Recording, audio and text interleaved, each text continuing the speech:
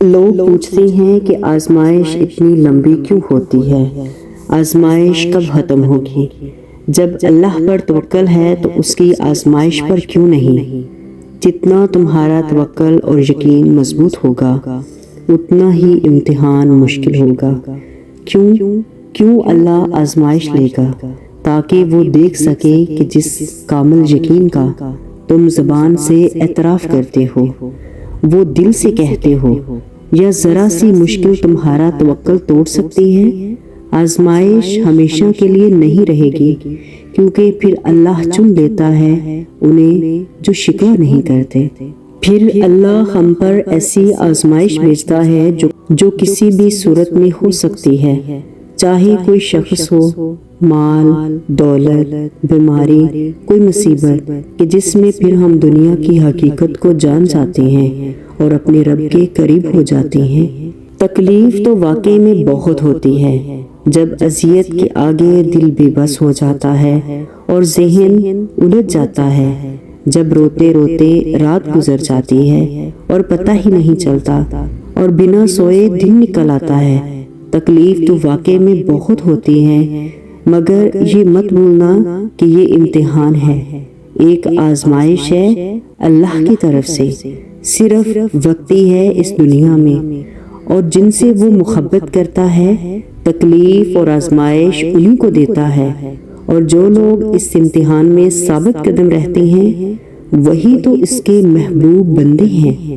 اللہ قرآن میں فرماتا ہے کہ اگر کوئی چیز مصیبت کی شکل میں تمہارے پاس آ جائے تو یہ مت کہو کہ اگر میں ایسا نہ کرتا تو یہ نہ ہوتا وغیرہ وغیرہ، بلکہ یہ کہو کہ اللہ نے وہی کیا جو ہونا تھا، اور تمہارا اگر شیطان کے دروازے کھولتا ہے، اللہ تعالیٰ کا وعدہ ہے کہ وہ مومنوں کے دلوں کو صحیح راہ دکھلائے گا اور انہیں سکون عطا کرے گا۔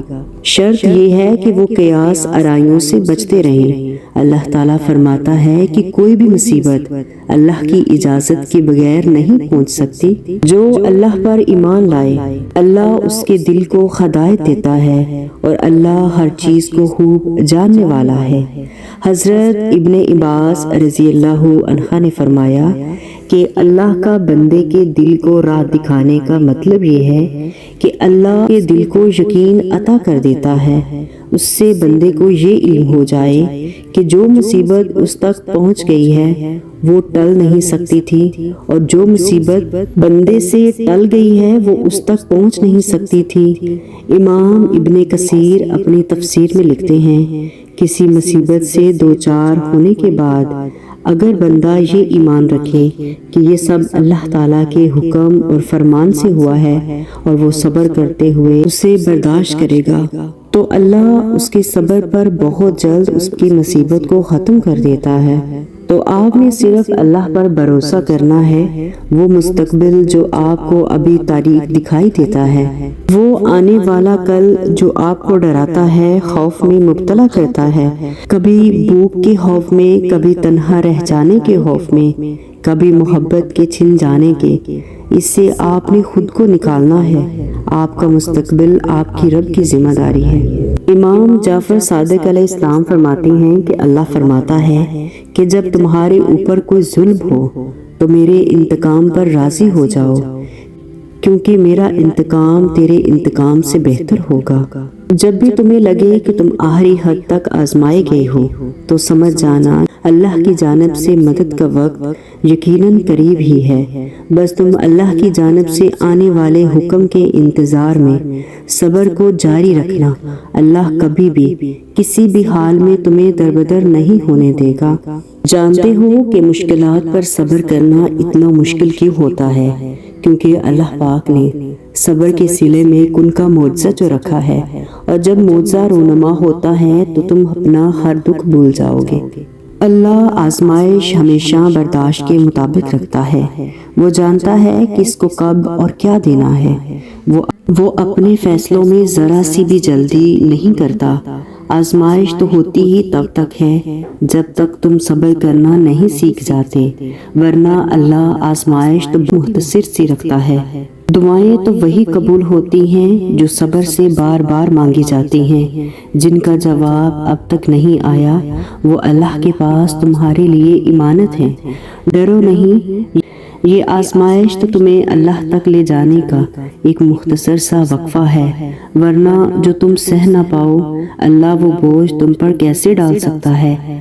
اس کو معلوم ہے کہ تمہیں بڑی شدت سے اپنی دعاؤں پر انتظار کن ہے۔ اس کو بخوبی علم ہے، اختتام میں تمہیں مایوس نہیں لوٹانا ہے۔